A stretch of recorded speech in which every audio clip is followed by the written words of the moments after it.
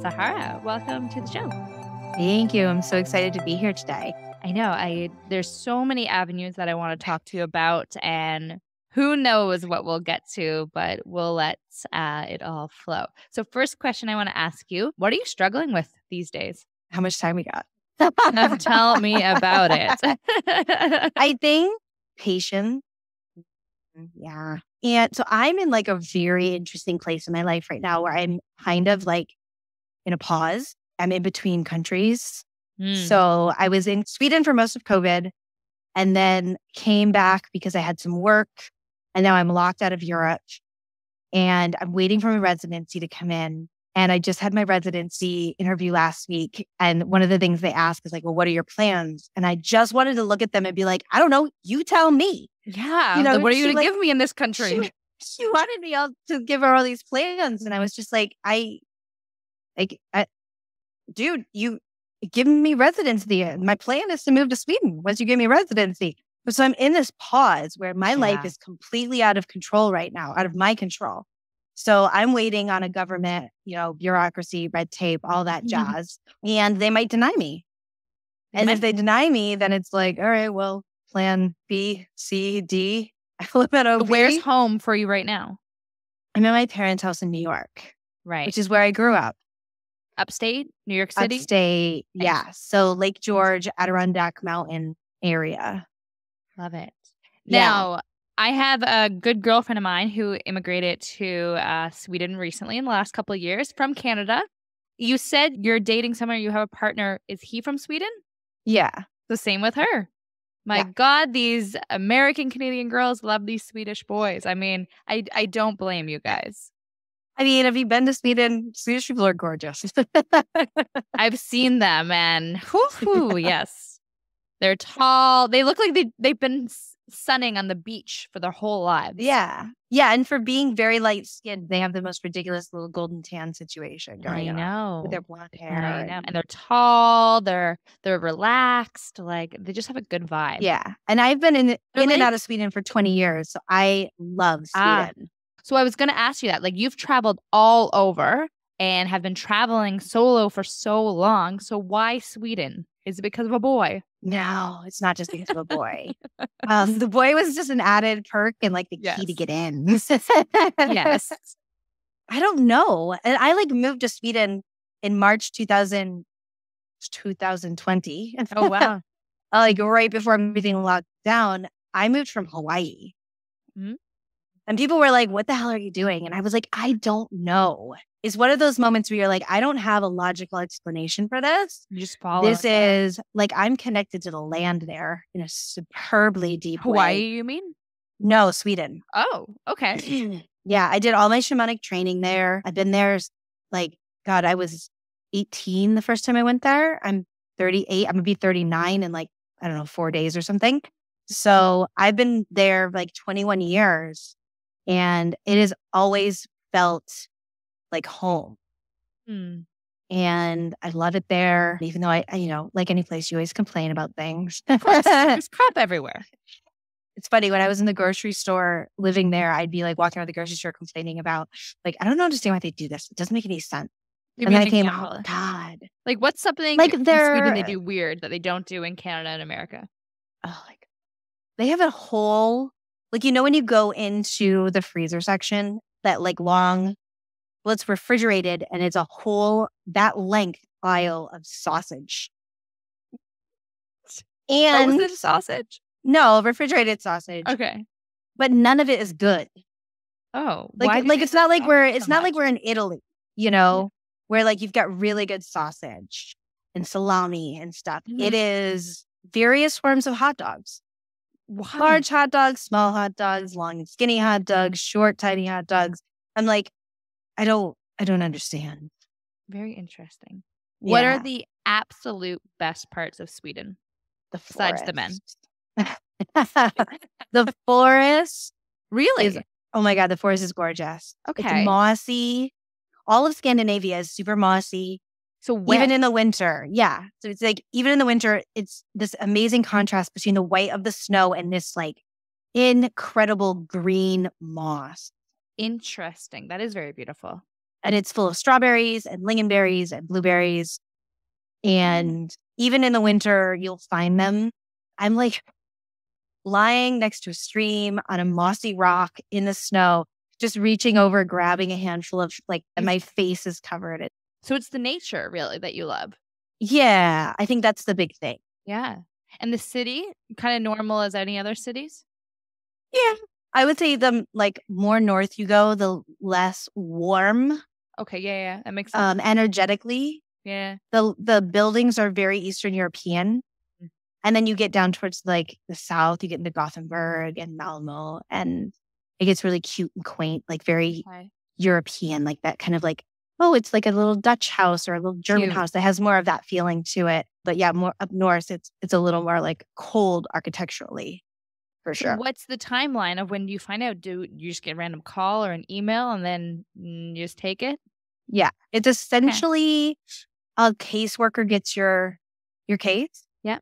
And whatever mood they're in, they I'm part of literally a support group on Facebook. So in the support group, you've got people that literally put an application in, and 2 months later, with no questions asked, no interview, no nothing, get accepted. And you have people who they're married and they have children with their Swedish partner and have been locked out of the country for 5 years.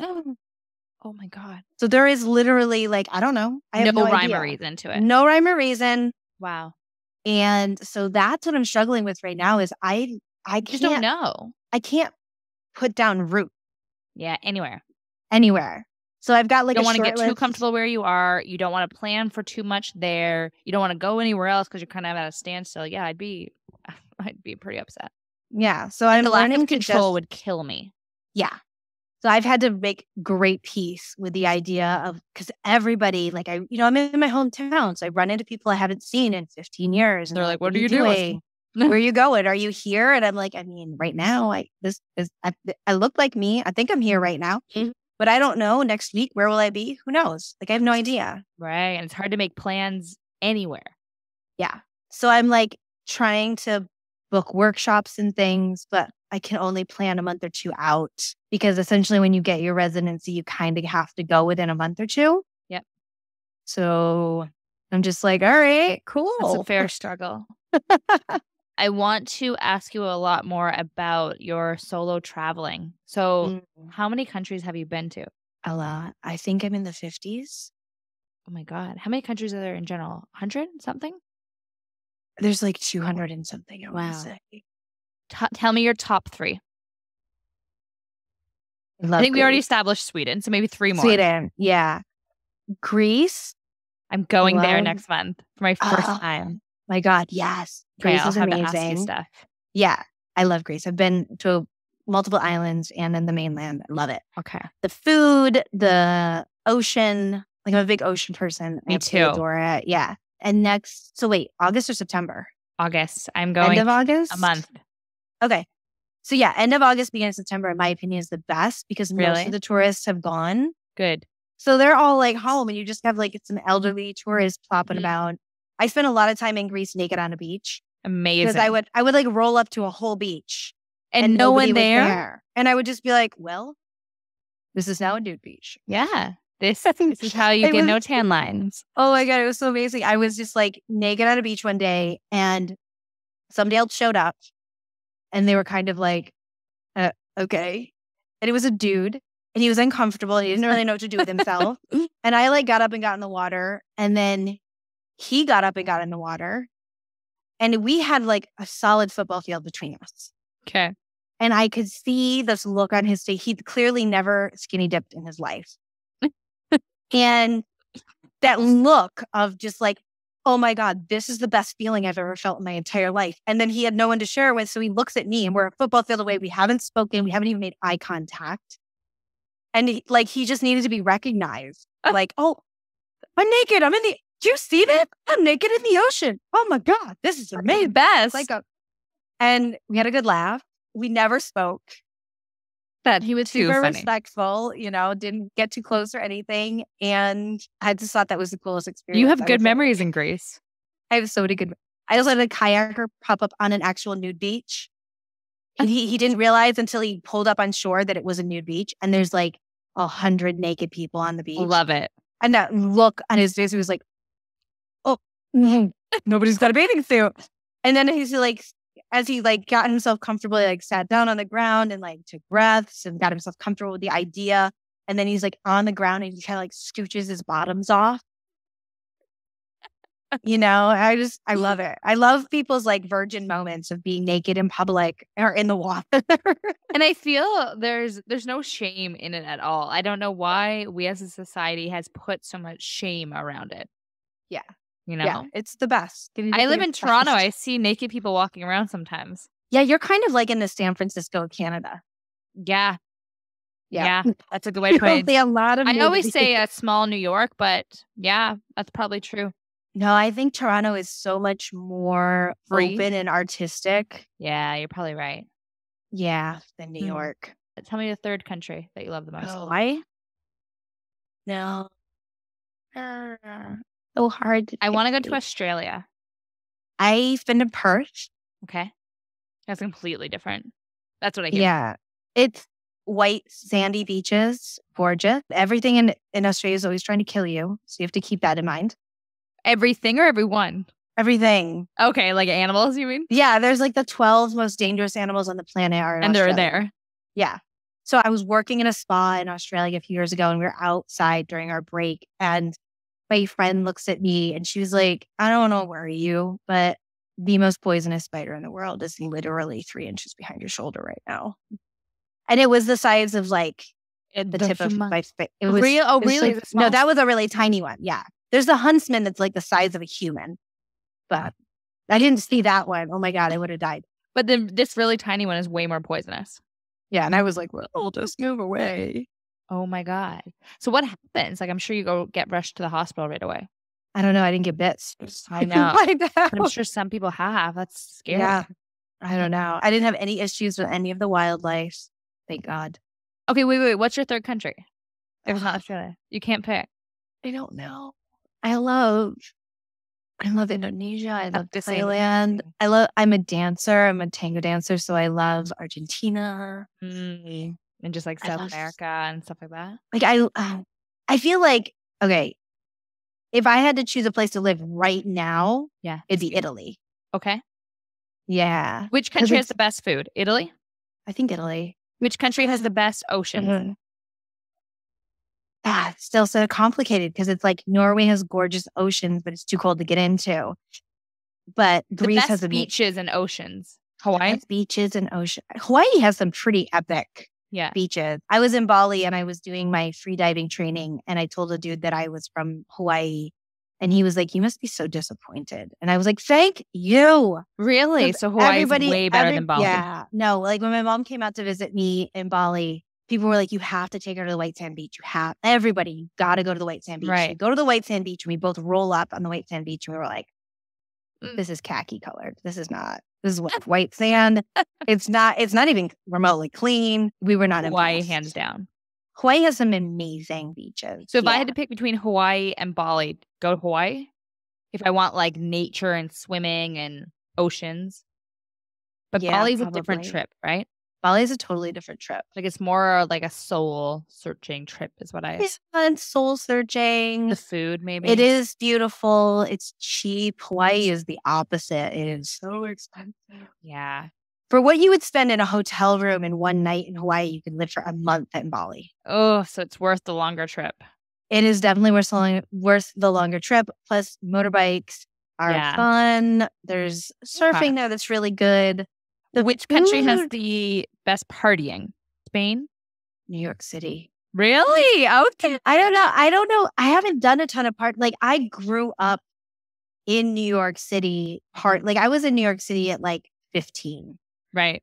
With a fake ID in the nightclub. Of course. So by the time I hit 21, you're over it. I was played out. Yeah, I'm this exact same. It's 19 here in Canada, but yeah, I was drinking since I was like 13, 14, 15. Yeah. And by the time I even went to university, I was like still not even legal. And I was like kind of over it. Yeah. Like, I've been there's many years. I would really like to do Thailand during the water festival. I hear it's amazing. What is that? The water festival? So it's a festival that they have every year and it's evidently a big party, but it has deeper meaning. But of Mhm. course, people go and make a party out of it. But I don't know. I just want to go and experience both sides of the coin on that and check it out and see what it is. What is best for food? I wanted to say Italy, but I love Asian food. I would have to go with like Thailand. Okay. What's your Yeah. kind of go-to, like in Thailand food? Just like Thai food, I guess. Like Yeah. Just noodles, any veggies. Yeah. any street vendor. Got it. I do try to stay away from the ones where they're selling insects. Yes. I would Yeah. shy away from those too. My first night in Thailand, I was really tired. I was really jet lagged and I was starving. And I went to a market and I was just like, everything is fried cockroach, fried cricket, fried ants. And I was like, I can't with this right now. I haven't slept in a few days. I want McDonald's. So I went and got some type of soup. Yeah. I don't know what was in it. And some of it was real crunchy and could have been legs. Oh my God. But I was like, I'm going to close my eyes and just eat it. I was so hungry. We'll eat so much when we're hungry. Yeah. What's your absolute least favorite country you've been to? Even if you have one, or maybe just like some bad experiences that happened during it, just like not a good time. I guess sexually assaulted twice. Oh God. Turkey. In Yeah. Turkey? Yeah. And I love Turkey. Yeah. So I'm not saying anything bad about Turkey. I do love Turkey. And I have so many Turkish friends, especially so many Turkish male friends. And they told me all the places to eat, all the places to swim, all the places to dance, all the places to party, all the churches to see. Nobody thought to tell me, do not put yourself alone with a man that you're not interested in. Because that is the way culturally it works. You don't allow yourself to be alone with a man unless you are interested in having sex. So if you get like culturally, generally, if you're alone with a man, he can only assume that you're interested in him. And there's kind of no going back from that. And that's obviously something very general. Yeah. So this is what my Turkish male friends told me after I was like, dude, this just happened to me. And like, and they were like, oh yeah. So culturally, women have to say no before you hang out with them. They have to say no to sex or advances, even if they mean yes. And the only way, the thing that really means yes is I put myself alone with you. This is just what my male friends from Turkey told me. So don't quote me on it culturally. Yeah. Like, you only know what they told you. This is just what I've been told because I thought nothing of it. I was at a tango festival. There was a dude that was driving back to where I needed to go. He was like, I'll give you a ride. My friends who I was staying with, who he knew, were not home yet from work. So he was like, you can stay at my place and we'll just kick back and chill. We had been at a tango festival all weekend. We hadn't slept much. Yeah. So it was kind of like here. We were in the house with his mother. Like his mother lived there. And he was a grown-ass man. He was like in his 40s. Wow. So his mom lived there. So I didn't think anything of it. I was like, cool. Like tango people were all safe.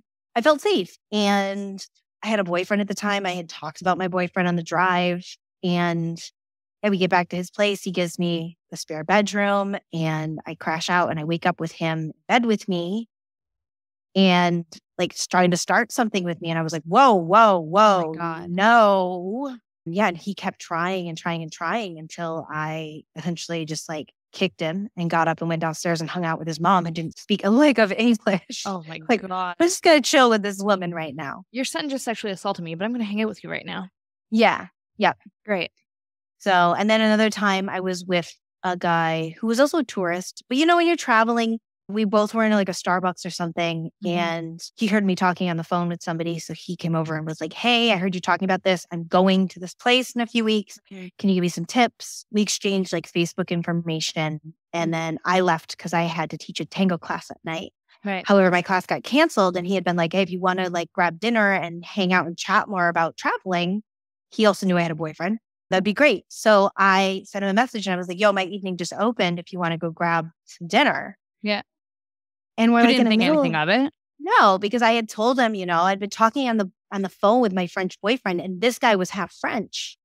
Yeah, so he knows. Yeah. So he knew, yeah. And definitely like grabbed me in a crowd, pulled me in for a kiss and stuck his hand up my skirt. And I had like yoga pants and a knee-length skirt and a long sleeve shirt. So right after this, I shoved him out of the way and took off running. Of course.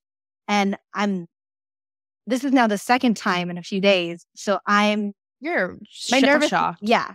And I'm walking down the street and I know there's an alleyway to get me home faster. And I'm like, I'm going to take the alley because it was a tourist town. I didn't want to deal with all the tourists. And I was like, I'm going to take the alley. And that little voice says, don't do that. Don't take the alley, girl. Don't do it. And I was just ignoring. Took the alley and this dude followed me down the alley, Indian dude, and started speaking to me in Hindi. And at the time, I spoke a bit of Hindi because I had been living in India for a while. And he's asking me like, okay, well, you're Indian, right? Where in India are you from? And I'm thinking, well, if I don't tell him I'm American, because oftentimes people see Americans or like Western women as like, oh yeah, they're just sluts, so we can do whatever we want with them. Got it. So I play up the like, no, I'm from Delhi and I'm here to see my sister who's living here. I walk right past the police station. I don't even think to stop. I really should have. Yeah, just walked in there instead. Yeah, but like most women, I have been conditioned to not make other people uncomfortable. So like I'm uncomfortable, but I'm not going to tell you that I'm uncomfortable. Yeah, and we kept walking, and then right where we got to my sister's house, which is really my friend's house, he reached down and tried to grab my vagina. What the fuck? And I was on my period. Good. So he got like a handful of maxi pad, and as he did that, like, and he started to walk away, I managed to get a punch and I got him right in the side of the face. Good for you. So I guess it was 3 times in Turkey. I had some bad luck with men. And all in Turkey. a week by the sounds of it. Yeah. Holy crap, Sahara. I did not expect these stories. Girl, I have when I ask many questions. stories. So like you want some, Thailand also I had some issues with from Thai people or yeah, I was staying in a hotel, not a hotel, but like a bungalow. Mm-hmm. And I caught the owner of the property hanging in my window one night while I was sleeping. I woke up. Jesus. And he played it off that first night as I'm actually just reaching in to shut your windows because I had a card game here. Some of the guys are really drunk and I want to make sure you're safe. Great excuse. And I was kind of like half asleep and like, okay. But then I caught him a second time. Card game again? Yeah. No, he didn't really say anything that time. He just kind of ran. You didn't do anything about it? No. What are you going to do? Yeah. So I look back and I go, man, I should be dead so many times. I'm sure you've had many more better experience that outweigh them. Oh my God. Yeah. No, I wouldn't keep doing not to scare all the audience from ever traveling. No. But as a woman, you have to be hyper aware of what's going on around you. And you have to let go of this notion of like, I'm just going to stay quiet. Like, it doesn't matter if people see you crazy. It doesn't matter if you overreact. See, we're taught that we're not allowed to overreact. Mm-hmm. So we underreact even in times when we are justified in acting the way we should. And hyper stressed. Yeah. So I always say, like, listen, you've got to be okay with overreacting. And if you overreact in a situation, you actually are overreacting, you could always go back afterwards and say, listen, I'm sorry, I wasn't feeling safe. This is why I wasn't feeling safe. And then that person might learn something too. You can't overreact and then go back and be like, hey, I actually meant to react to that. Yeah. And that's the thing. We get blamed when we get raped. Why didn't you say something? Why didn't you do something? Why didn't you scream? Well, because we're taught that we're not allowed to ever overreact. We're not allowed to kick up a fuss about anything. Yeah, we're always underreacting. So it has really forced me to be okay being crazy. Good. I resonate with what you say. Even walking around Toronto, I am always hyper aware of what's going on around me. And I don't think men understand how we are kind of always on a level of fight or flight as women, especially when we're alone. And we can come off very confident and everything, but we are always kind of hyper aware. Like there's been many times in this city during daylight where I might be on a subway or might be walking down a street and I'll walk to the other side of the road. I'll change seats on the subway. I'll get off and get back on later. It's these things are such second nature that until we think about them, it's like, why do I have to make all these changes? Why don't the perpetrators stop doing what they're doing? Yeah. Yep. Because we're not making them uncomfortable enough to stop what they're doing. And society supports them over us. Yeah, it's like, well, you looked really beautiful. What? What? Okay. I didn't like wake up choosing to do anything differently. Like Yeah. that does not give you an open door to do whatever you want to me. Yep. Oh Yeah. my God, that's a whole But conversation. but yeah, so travel teaches you a lot of things. Yes. And some of those lessons are hard learned, but yeah, there are so many plus sides to it. And I have random people that I have met on the train and whatnot that are now absolutely family to me. Mm-hmm. So it feels like when people are like, don't you miss having like a home base? And I'm like, yeah, because I like to have a place to keep all my stuff, but my heart is scattered all over the planet. Yeah, which is beautiful. Yeah. And I always know that I have safe places all over the world to go. A lot of people say traveling changes you, but I wonder if traveling just shows you really who you are. Do you find that? Yeah, I think you Feel have like to there's been times where you found yourself because of you have places to you've gone? assess your values. What do you mean by that? What like what do I stand for?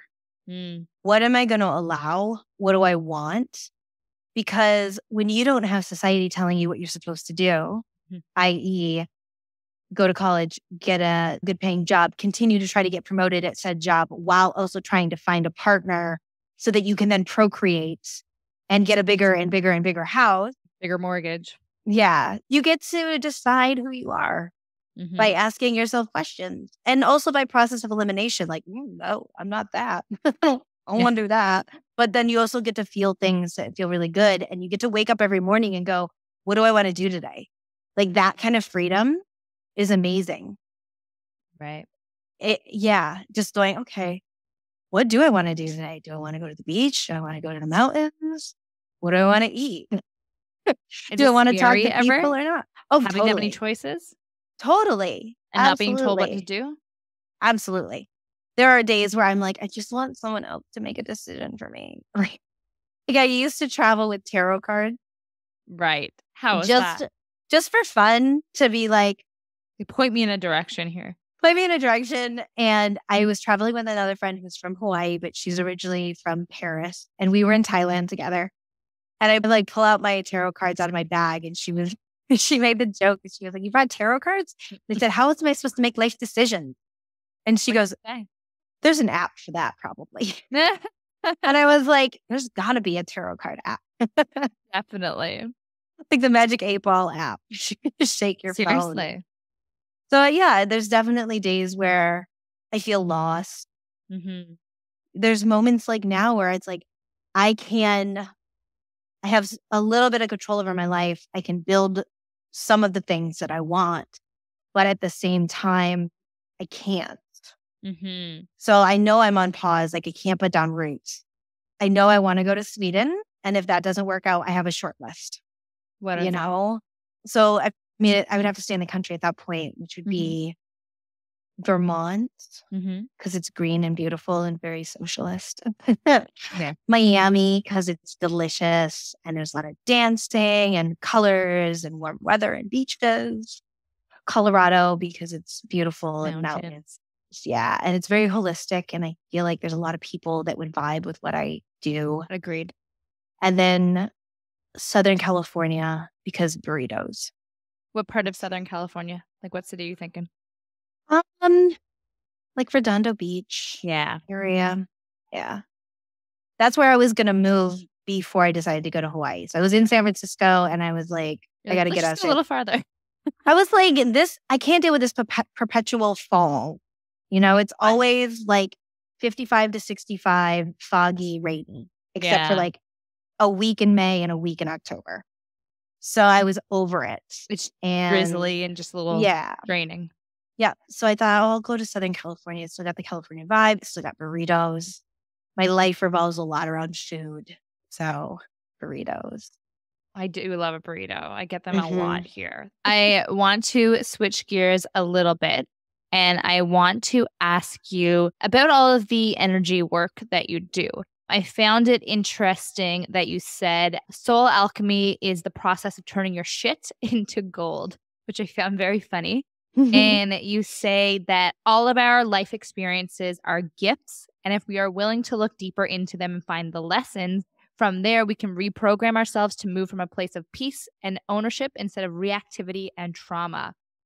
Sahara, that speaks to me, and I'm sure a lot of other people. But it's just so easy to react and complain and everything. But Yeah. I agree with you where the shit in our lives, once you learn the lessons from that, really shows you the path of kind of why you're here. Yeah. But if our whole life was rainbows, unicorns, butterflies, and we're not going through any shit, like we don't have anything to show or learn or teach. So where have you seen that show up in your life? What's the shit that you've turned into gold? I guess is a better question. My master wound is I am wrong, I am bad. Mm.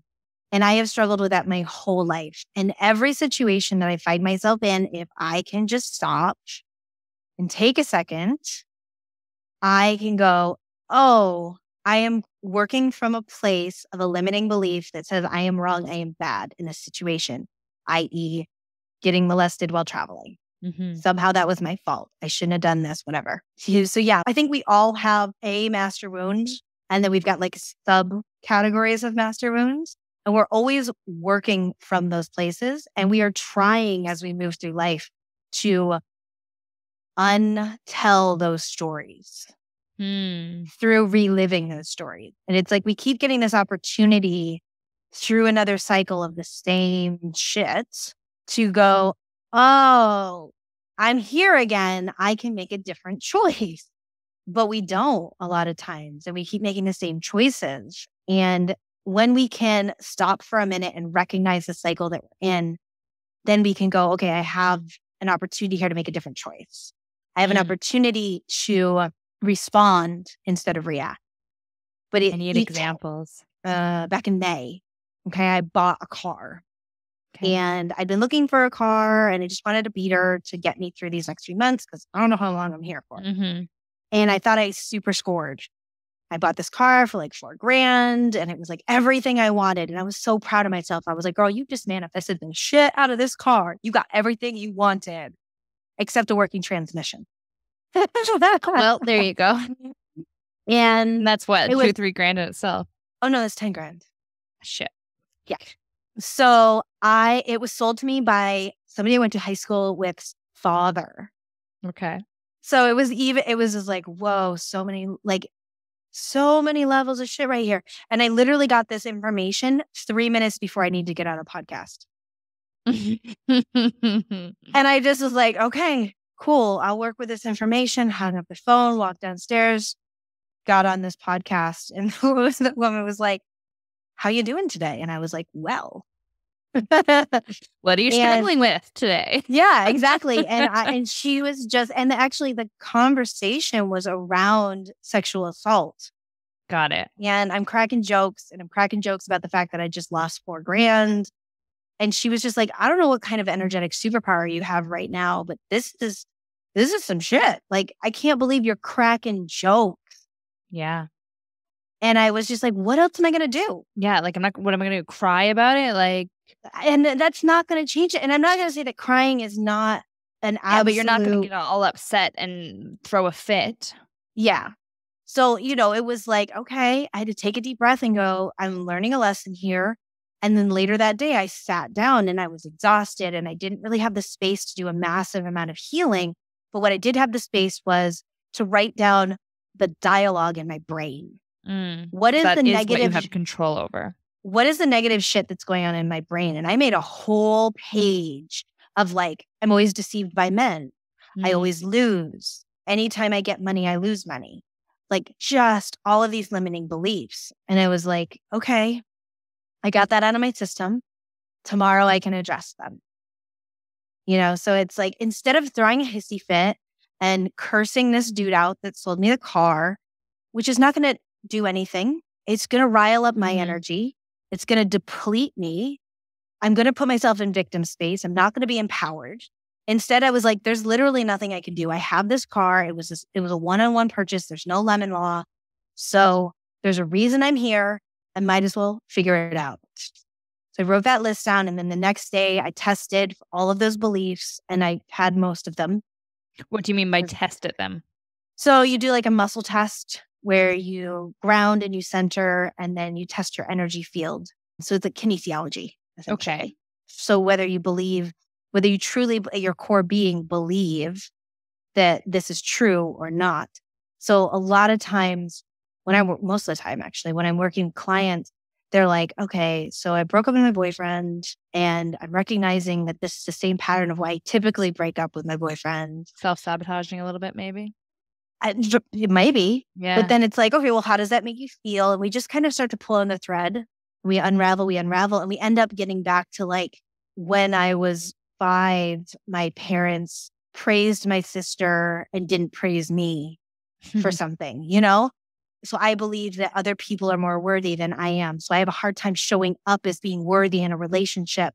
So I just put others' needs ahead of mine, and then I get depleted, and then I get resentful, and then I fight, and then we break up. You know, and it all comes from like something super subtle that like your sister got something that you didn't get. So, or it can come from a past lifetime as well. Our ancestors are always messing with our shit. Meaning what? Man, ancestors, because, okay, so it's now been, this is not some woo-woo shit. I love woo-woo shit, so don't worry. But this has been proven that trauma affects and changes our DNA. I believe that. So people today who have come down to like the example of African Americans have trauma built into their DNA. Survivors of the Holocaust, their children and their grandchildren and their great-grandchildren have it built into their DNA. You can see it shift. Got it. So they've scientifically proven this now. So we actually carry the trauma of our ancestors. But in the woo-woo aspect of it, we have an auric field, an energy field, and we can talk to all the different planes of existence. You know, we can talk to plants and trees and our ancestors and things that are not our ancestors. So our ancestors are always kind of talking. So there's our voice, our inner knowing, our intuition that tells us things that probably told me, don't walk down that alley.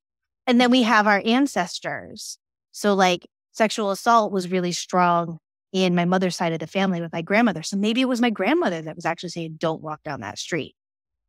So she's trying to protect me, but then in a healthy relationship, because she's working from a place of fear, she might say, don't feel too safe. Don't trust this person. So that's what's like, you got to stop when you have these voices and go, is this mine? Or is it someone else? Is it somebody else's? Yeah. Do I have reasons to give this meaning? So I work with ancestors a lot of times where we heal the ancestors' beliefs.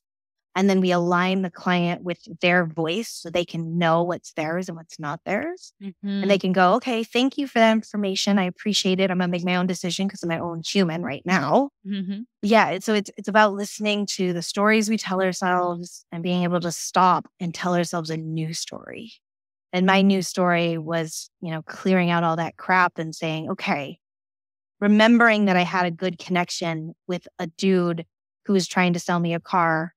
And I sent him a message. He was at a dealership, a private dealership, and was like, hey, that car that I purchased, that when I was supposed to come and see you and I found this other car instead, ended up being a lemon. Do you accept trade-ins? And this homie hooked me up. Really? Yeah. He was like, I don't normally accept trade-ins, but I'll take the trade-in and I'll just sell it as an as-is car, like 4 parts.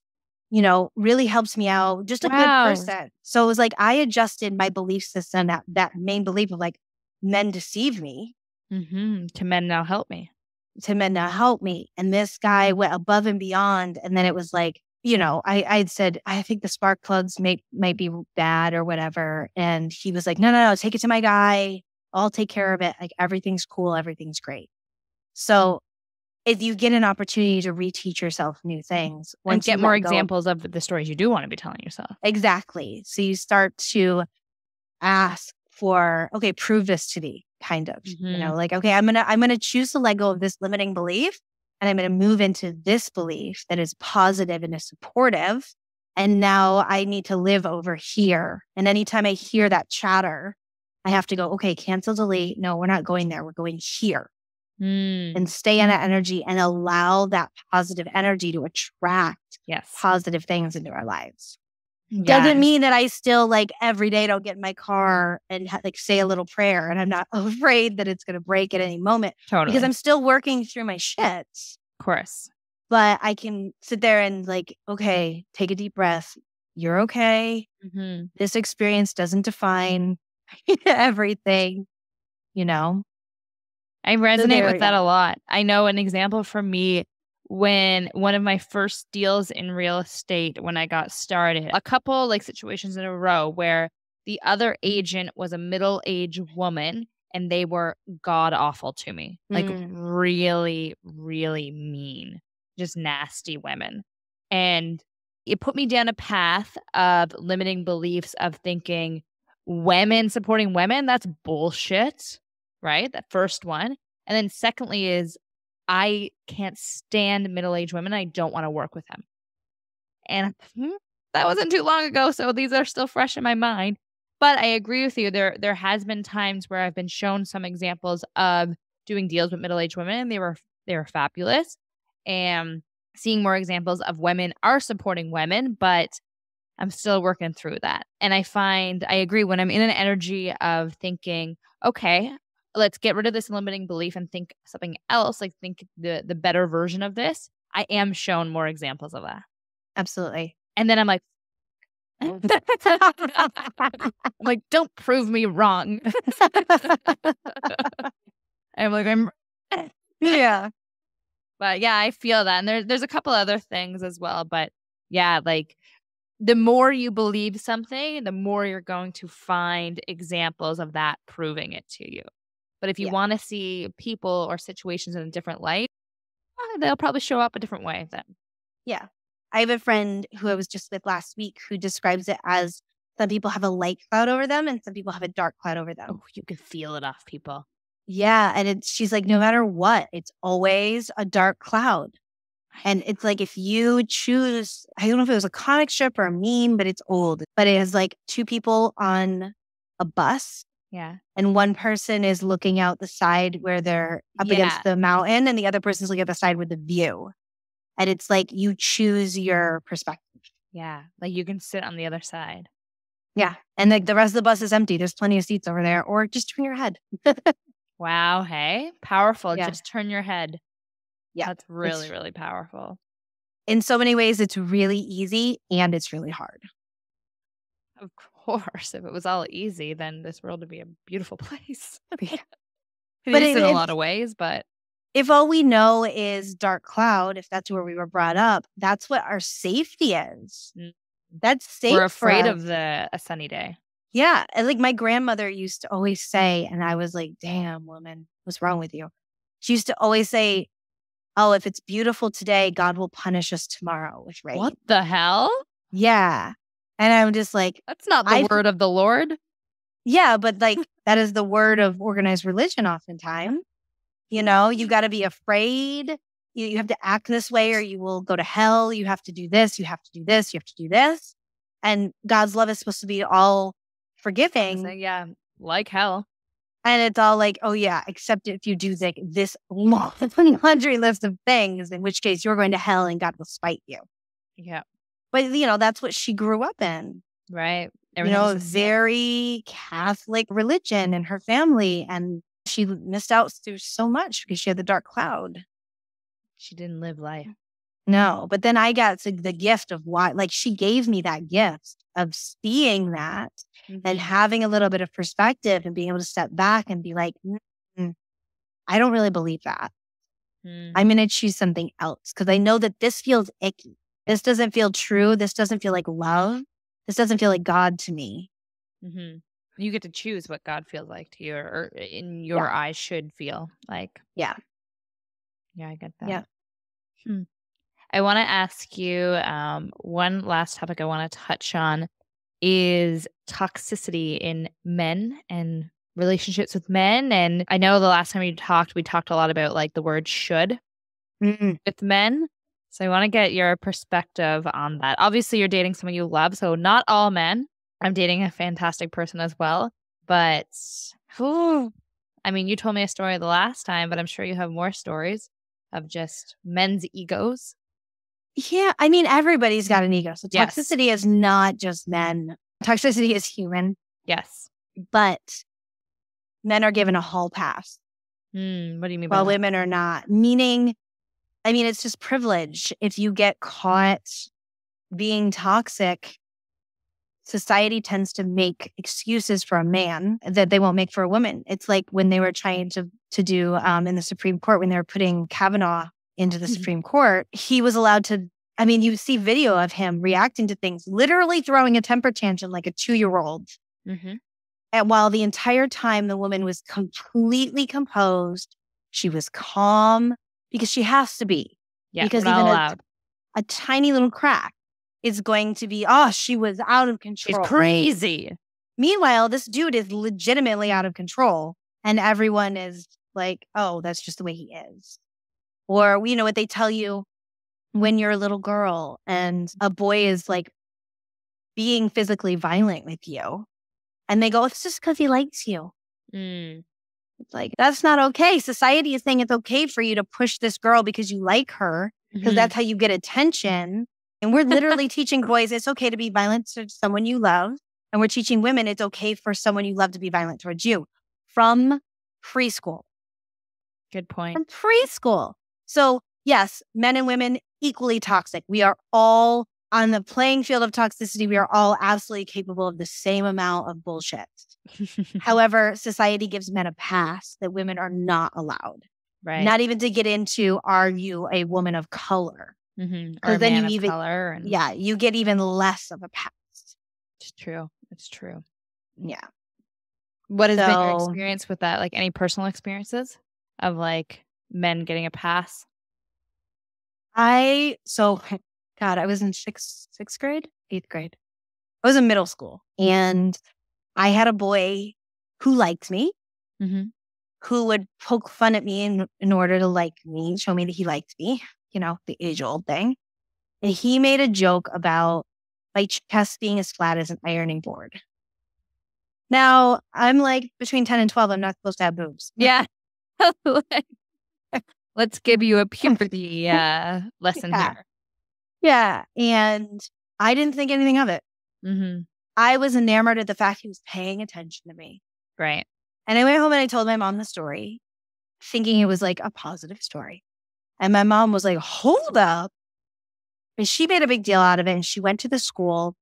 And instead of having the experience where I was empowered of like, okay, this is not okay behavior from him. Let's have a conversation around this. And it's teach you that it's okay to speak up for yourself and what is and is not appropriate. And let's teach him what is and is not appropriate.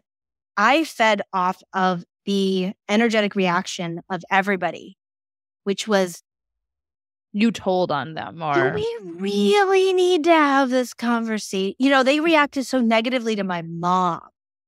Men, you know, the men running the school board and all of that. They reacted so negatively and she had to fight. She had to get so angry. So now I'm like afraid of her anger. Right. And I'm afraid of what I'm seeing from the other people, which is this bitch is crazy. So now I want to hide even more. Because I was like, you guys are ruining my chances of ever dating this boy. You know, and I'm just like getting shrinking and shrinking and shrinking and shrinking. And it's becoming this big ordeal. And it stripped me of my power. Like my mom's whole point was to give me my power and teach me about being a strong, independent, powerful woman. And it did the complete opposite because of the way society looked at her like she was crazy. Right. And I was a whim. Like, come on, it's just words. And you didn't learn anything from this, like positive? No, I didn't learn anything positive. I learned I need to keep my mouth shut in order to be liked and respected. I have to be quiet. And that probably still shows up in your life in certain ways. In walking down an alleyway and pretending I'm from another country to be subservient so that maybe this man won't hurt me. Yeah. Yep. It's interesting to me how a lot of what you said at the beginning, our master wounds, started at a very, very young age. And do you think, given the work that you do you think we ever heal those master wounds? I think we manage them. I think we do a lot of healing. But they're still there. And I think we learn, I mean, on some level, Do you think the awareness of them, I guess, is always a great first step? That awareness is something so much more than other people have. Like, if you can recognize that you were just an asshole, you are miles ahead of most of the population who go through life never realizing that they're being toxic. When you can sit there and go, ooh, I was just so toxic today. Or, ooh, I just hid instead of stepping into a space because someone's being toxic to me. I have nothing but applause and cheers and hugs for people because I was like, you are on the path. Yes. Yeah. My biggest toxic trait is pettiness. And I know it. Like, I'll do something and I'll say something and I'm like, oh, I'm so petty, but I know it. I don't stop it. But at least I'm aware. First step. I did something petty today. I made a comment on a friend's Facebook. Oh, shit. That was kind of a dig at like an ex-boyfriend roundabout through like racing sailboats. And it was just like, it was a really subtle, like the boat that my ex-boyfriend is captain of is kind of known as a shit show. Okay. And this guy had made a joke about it and was like Boomerang in the Streets, which is a really good boat that he races on, Bondi in the Sheep. And I was like, I don't think that's not a positive thing to say about yourself. And he wrote back like a really lengthy thing. And then I wrote back. Like, you take away from the joke. I don't know. I just wrote back where I was like, I don't know if you want to be seen as incompetent in the sheep. And I was just, it was petty. Well, it's like everybody knows that boat's kind of incompetent, but now I make myself look like an asshole because. Yeah. Because you didn't get the joke initially. Well, no, also because I don't need to stoop to that level. Yeah. Everybody knows that boat's incompetent. And now me saying it publicly makes you look like the worst one. Petty. Yeah. And probably like a bitter ex-girlfriend when in all reality, I'm like so happy to be done with that dude. Yeah. You're like, it was just a joke. It was a funny joke. But yeah, it's true because people are going to be like, oh, she's bitter about something. Yeah. So that you don't win in the end. Yeah. And again, I'm a woman. So society says I'm crazy. Like, it's always crazy. We are crazy though. We have to be. Look at the shit we go through. If we're not crazy, I think there's something wrong. Oh, yeah. And like you look at the perspective of the things that women are asked to carry. We have to be polite. We have to take everyone into consideration while we are hormonal and bleeding and in pain and we have brain fog and we are running a household and we are raising children. We also have to go make money and conquer our careers. Oh. And then we had to be really fit and beautiful during the whole time. Yeah. Hair never out of place. Makeup to the nines at all times. Mm-hmm. And we have to be sweet as well. Can't be rude. Nope. Hell with all that. Have you ever seen The Marvelous Miss Maisel? No, I know of it, but I can't put a finger to it. So in season 1, they show that she wakes up. She opens the curtain a little bit after her husband goes to bed. So the light shines in on her, wakes her up before her alarm goes off. So she wakes up, cleans the cold cream off her face, takes the rollers out of her hair, puts on a full face of makeup and crawls back into bed. Oh my God. And she learned from her mother to do that. So she is doing it. And her husband has never seen her without makeup on. And this is generations of this. This is art imitating reality. You know? I mean, I've slept over to a guy's house and got up early, fixed myself in the mirror and got back. It's no different. Yeah. And that's what we're taught, that we are not allowed to wake up. And I feel so thankful that I had a great partner when I was like 19. Yeah. Who we would go out and party and we'd just fall into bed and I'd wake up with like my hair all askew and my makeup like black down to my face. He would just be like, God, you're so sexy. God, you're so sexy. And I would These are the words you need to be hearing at 20 years old. And I was like, first of all, I worked a double shift yesterday. I have serious BO, breath odor. I smell like a bar. And he was like, no, sexy is not a physical thing. Sexy is a way of being. And I value those words and that person so much because I was unconventionally looking. Like I was in New York City and I was in theater and I was getting turned away from gigs. I had like a shaved head and then I had like short, spiky hair. So I wasn't the like traditional beauty. Mm-hmm. So people looked over me all the time because I didn't have long hair. Like they wouldn't hire me for a lot of gigs because they were like, you're not pretty because you don't have hair. Oh, God. So to have that then be mirrored back to me and a partner that was just like, no, it's what's inside that's important. God, at 20, that was so powerful. So powerful. We all need to hear that. And I think the boys need to learn that. And say that. Yeah. And stop They need to grading us on the outer appearance all the time. Yeah. But, you know, then we would have to do away with like degrading porn and most of the way we market everything, tits and ass. And the way things are marketed to us as well. Yeah. Be hairless, be beautiful, be thin.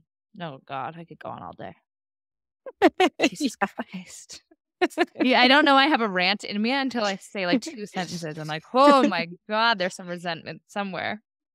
Talking of master wounds, my God. Yeah. And I mean, we should be mad. I know. We should be more mad than we are. I know. And the fact that we're not also goes to show that how much we've been domesticated in so many ways. But sometimes I think the way we harness our anger and fuel it to other things, I think there's a lot of power in that. Yes. We get aneurysms in the meantime, but it's okay. I think yes, because that's been a limiting belief of mine of I have to be angry to be heard.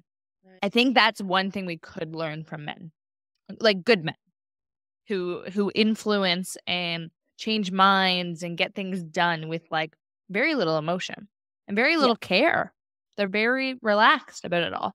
That's one thing that I learned from my partner a lot. He's really good at influencing, and I tend to burn bridges. But I think it comes from our rage comes from a place of powerlessness. Yeah. And we have to create our own power by responding instead of reacting. We're coming full circle. You know, like if we let that wound grab hold of us, it's the difference between watching Trump speak about something and watching Obama speak about something. Trump has had everything handed to him in his life. He's been wealthy his whole entire life. He loses $1 billion. It doesn't matter. Somebody will give it back to him. Yep. Obama has had to fight for everything. He had racist comments made against his wife, against his children, the entire presidency. And he always stayed calm. He stayed in humor. Even when he had a sharp tongue, it was with humor. Which wins all the time. Yeah. And then you've got Trump who's just throwing a temper tantrum.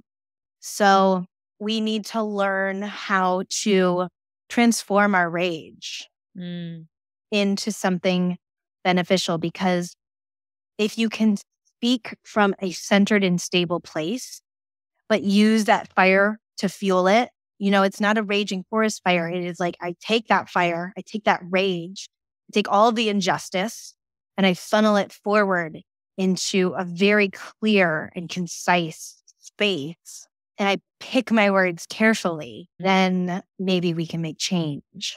And just point out when people are acting like assholes. We're good at that.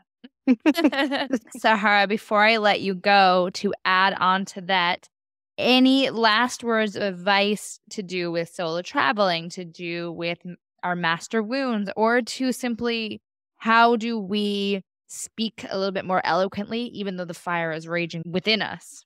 Yeah. I talk at the 3 Ps. You pause, you perceive, and then you play. So you pause, take a deep breath, don't run headfirst into it. And then you perceive, is this mine? Is this true? Is this a story? Is this story mine? Is it society's? Is it my family's? Is it my church's? Is it serving me? And if it's not serving me, do I really want to move forward with it? Or can I make a different choice? And then play. We all have a death sentence. None of us are getting out of this alive. So we might as well go down laughing, having fun, you got to make the best out of your life, no matter what your circumstances are. Some of the most joyful people I've ever met have had the worst hand given to them, and they are nothing but laughter and love and emitting joy. And you're like, you're homeless, or you're dying of cancer, or whatever's going on. And it's like, it's a choice. Joy is a choice. Love is a choice. Having the sunny cloud over you as opposed to the dark cloud over you is a choice. So you are in complete control of your life and your outlook. So if you are sitting there and you're depressed and you're looking out at the world as a gray space, that is on many levels of choice most of the time. Some of us have chemical imbalances and things like that it's not a choice. And those are completely separate issues. But if you are all balanced and you're just working from your master wound, you got a choice. I can go beat somebody up, or I can go for a walk in the forest. What is going to serve me better? Yeah. Amen to that. Sahara, where can everyone find you? Plug anything you want. And I know you offer a free 30 days of mindfulness as well. So please tell everyone about everything. Yeah. So you can find me at holisticmojo.com. Everything is there. The links are up in the upper right-hand corner for my YouTube, my Instagram, which pretty much just has pictures of outdoors and food. 30 Days to Mindfulness is in the resources section of my page. And then I have 3 different programs, which are Ayurveda programs. So if you're not familiar with Ayurveda, it's very similar to Chinese medicine. It works with the 5-element theory. And I call it common sense consciousness, because when I discovered Ayurveda, I was just like, oh my God, everything makes sense. It's like the puzzle just, boom, came together. And I was so much more empowered to make better choices on my food, on the clothes I wore, on the people I chose to talk to in different emotional states. So I have 3 programs there, 3 different levels. So it's essentially dip your toes is like, I'm just curious and I want to get a little bit better understanding of myself. And then there's waist deep, where I want to get a bigger handle on my food, and I want to get a bigger handle on my life and how I relate to the world. And then there's dive deep, which is everything.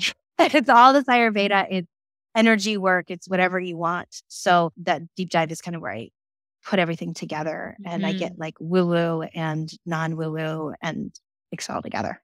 So holisticmojo.com is where they can find you for everything. Yep. Amazing. Sahara, it's been a pleasure. I've learned a lot. I know where to travel, where not to travel. I know what to do, what not to do. I know I need to evaluate my master wounds and how many there are to be determined. So I thank you so much for your time. It's been fun. Yes. Thank you for the amazing conversation.